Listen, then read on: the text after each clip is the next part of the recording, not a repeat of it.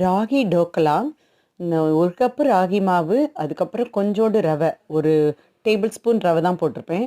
அதை நல்லா தயிரோட கலந்துட்டு, அதை நல்லா ஸ்ட்ரீம் பண்ணிவிட்டு, ஒரு பாத்திரத்தில் கடுகு, நம்ம கருவேப்பிலை, கடுகு உளுத்தம் பருப்பெல்லாம் கலந்துட்டு, இந்த லெமன் ஜூஸு, கொஞ்சம் சுகரு, பச்சை மிளகாயோடு சேர்ந்து அதில் போட்டுறணும்.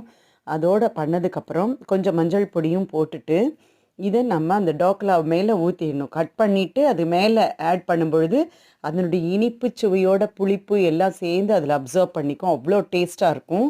இது ஸ்ட்ரீம் ஐட்டம்ங்கிறனால நமக்கு உடம்புக்கு ரொம்ப நல்லது. நான் ரொம்ப கம்மி எண்ணெய் தான் யூஸ் பண்ணியிருக்கேன் தாளிக்கும் பொழுது.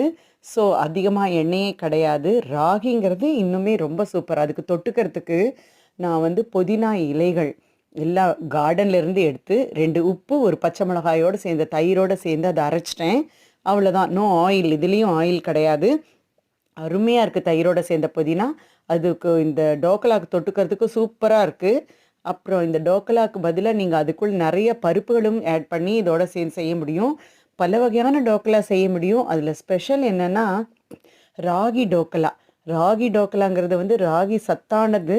ஸோ இதன் மூலம் நம்ம ராகி டோக்கலா மூலம் ராகியோட சத்தை அனுபவிக்க முடியும்.